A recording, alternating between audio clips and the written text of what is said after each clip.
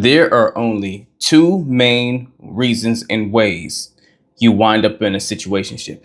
Only two, really. Sure, you can squeeze out and find other reasons, but the main two is either one, you are not truly clear on what you want. You are not certain of it. You think you know, or you say you do, but the fact that you're in this limbo space of a relationship proves it. Or it's the second reason, which is you haven't identified and got clear about or clear on and set and stand on clear standards. Or maybe it's both for you. Maybe you don't really know what you want in the first place, and you don't have standards you live by that are requirements for someone to be in your life in a romantic capacity. And if we want, we can throw that third sneaky little hidden reason, which oftentimes is you're scared of commitment, right? You have commitment issues. That's one in a whole other video for itself. But the main two are not being sure what you want and not having those standards. And even in some respect, whenever you have commitment issues or fear of commitment, but yet you're still entertaining a relationship or a situationship in a real romantic way that has a lot of investing in it, it almost speaks to that first point of you not knowing what you want. But like I always say, sitting in the situationship space and phase, that's such a dangerous place to be in a relationship, because you're setting yourself up for heartbreak ultimately if you're not the one that eventually calls the situationship off.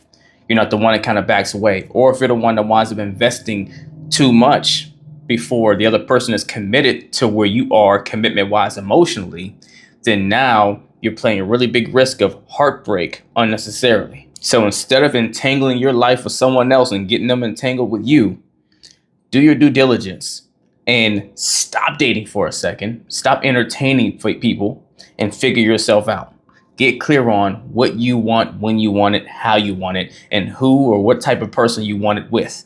And then get clear on the standards you require to live to, right? Because you got to start living to the standards first before you can turn around and go and set the standards with someone that you're potentially dating or thinking about getting into a relationship dynamic with, so that they know exactly what you expect to be a contribution to live at your standards. Whenever you're not clear on those, or you let the lines be fudged, then someone can kind of put one foot in, keep one foot out, and give you a good deal of all the feel-good romantic stuff you get from a relationship, but without committing to you, leaving you in this weird limbo space that usually or rarely ends well. But even with those standards, that's not going to matter as much if you are not clear on what you want internally, whether you want that committed relationship or you do not, and what it needs to be. Because you can have all the standards, but be okay that the other person's not meeting some of them, because in your mind, you haven't decided that you fully want them to sit in that position to have that,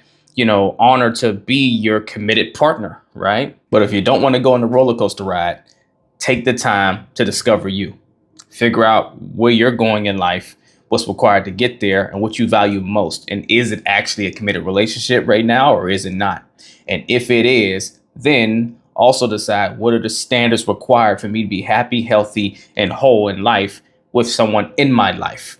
What do I need to be doing to live at? What level do I need to live at? And what do they need to match to be a contribution to that? 1 and 2. If you need help learning the tools to figure out what you truly want and how to set and live to the standards that you require to have in a relationship, so you can build a healthy relationship with someone, either email or DM me coaching, and we'll get to work, as long as you're truly ready to put the work in. If you're not ready for one-on-one coaching, have the space or the time, then DM me the word revival and join my Relationship Revival Hub community, where you can learn at your own time or at your own pace. Either way, get in the race. Let's get it.